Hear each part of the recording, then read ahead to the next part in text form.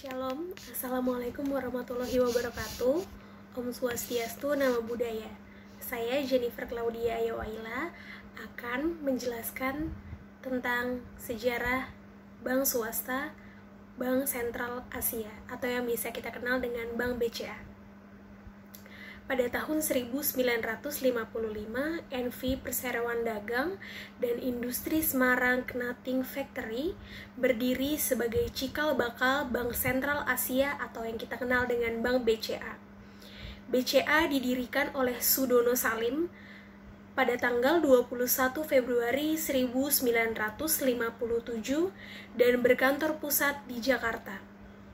Kemudian pada tanggal 1 Mei 1975, seorang pengusaha bernama Muhtar Riyadi memperbaiki sistem kerja di bank tersebut. Pada tahun 1977, BCA melakukan merger dengan dua bank lainnya. Bank Gemari merupakan salah satunya. Bank Gemari ini merupakan bank yang dimiliki oleh Yayasan Kesejahteraan Angkatan Bersenjata Republik Indonesia. Kantor dari Bank Gemari menjadi kantor cabang BCA. Melalui merger ini, membuat BCA bisa menjadi bank devisa. Pada awal tahun 1980-an, Bank BCA mengajukan permohonan kepada Bank Indonesia agar diperbolehkan mengeluarkan dan mengedarkan kartu kredit atas nama Bank BCA yang berlaku internasional. Untuk itu, Bank BCA bekerja sama dengan Mastercard dan memperluas jaringan kantor cabang secara agresif dan sejalan dengan deregulasi sektor perkembangan perbankan di Indonesia. Bank BCA juga mengembangkan berbagai produk layanan maupun mengembangkan teknologi informasi dengan menerapkan online system untuk jaringan kantor cabang dan meluncurkan tabungan hari depan atau tahapan BCA.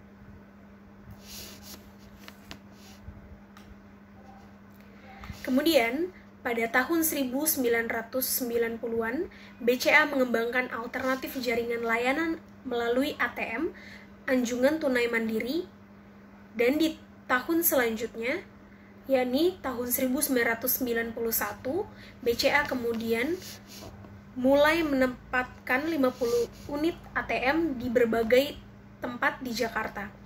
BCA melakukan pengembangan jaringan dari fitur ATM yang dilakukan secara intensif. Selain itu, BCA bekerja sama dengan institusi terkemuka, antara lain PT Telkom untuk membayar tagihan telepon melalui ATM BCA dengan Citibank yang berguna untuk nasabah BCA pemegang kartu kredit Citibank dapat melakukan pembayaran tagihan melalui ATM BCA. Tahun 2002, saham BCA diambil alih oleh Varindo limitnya sebanyak 51% melalui proses tender strategi private. Tahun 2004, BPPN melakukan divestasi atas 1,4% saham BCA kepada investor domestik melalui penawaran terbatas dan tahun 2005 serta melakukan divestasi seluruh sisa kepemilikan saham BCA sebesar 5,02%. Pada periode 2000-an, BCA memperkuat dan mengembangkan produk dan layanan, terutama melalui perkembangan elektronik dengan memperkenalkan debit BCA, tunai BCA, internet banking, klik BCA, mobile banking, MBCA, dan lain sebagainya. BCA juga mendirikan fasilitas Disaster Recovery Center di Singapura. BCA mengembangkan kompetensi di bidang penyaluran kredit, termasuk melalui ekspansi ke bidang pembiayaan mobil melalui anak perusahaan BCA Finance.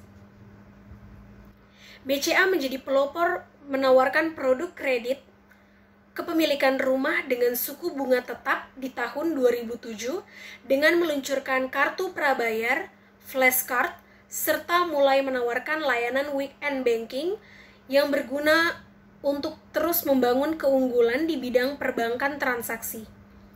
Di rentang waktu 2008 sampai dengan 2009, BCA juga telah menyelesaikan pembangunan mirroring IT system guna untuk memperkuat kelangsungan usaha dan meminimalisasi resiko operasional. Kelebihan Bank BCA. Pertama, keuntungan bunga dan bagi hasil. Salah satu kelebihan menabung yaitu jika Anda menabung dengan jangka waktu yang lama dan dana yang ditabung dari waktu ke waktu makin besar, bunga tabungan akan memberi keuntungan yang signifikan. 2. Keamanan. Keamanan adalah salah satu faktor penting dalam menabung di bank. Bank memiliki sistem keamanan berlapis, baik yang bersifat fisik maupun non-fisik. Secara non-fisik, dalam menjamin keamanan uang, bank bekerja sama dengan lembaga penjamin simpanan atau LPS.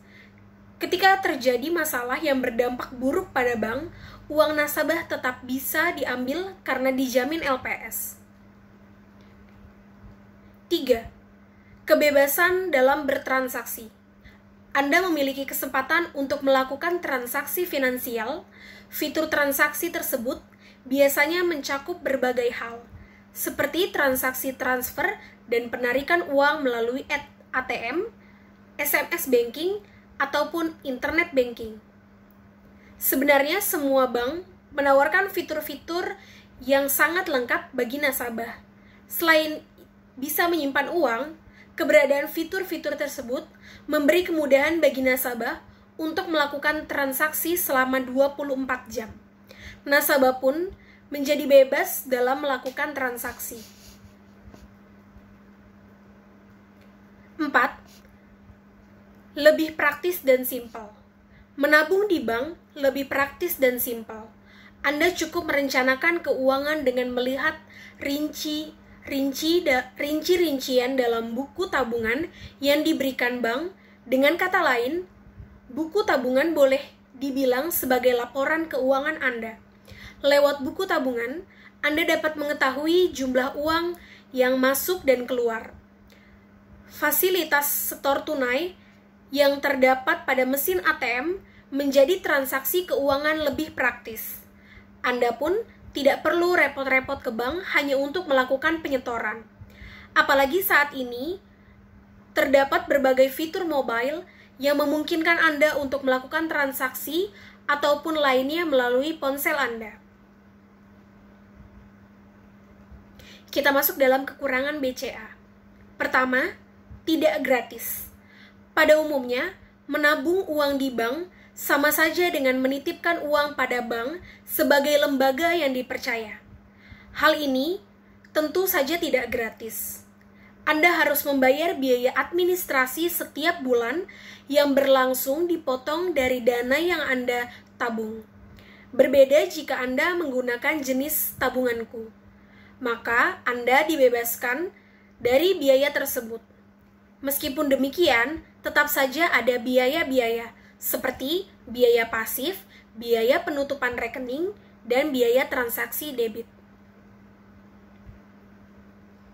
2. Bunga kecil.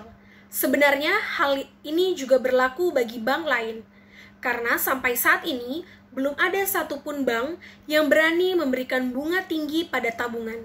Rata-rata bunga tabungan biasanya sebesar 1% dari keuntungan yang didapat dengan bunga rata-rata tersebut. Hal ini tentu tidak begitu terasa. Karena itu, jika Anda menginginkan imbal balik yang lebih tinggi, maka kurang tepat, karena besar bunga tabungan bank sangatlah kecil. 3.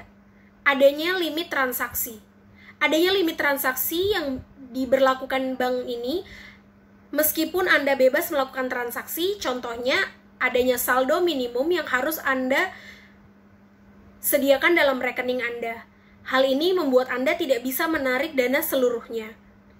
Atau bisa juga berarti limit penarikan tunai di ATM maksimal 5 juta untuk 1. Demikianlah penjelasan dari saya tentang Bank Swasta BCA. Terima kasih.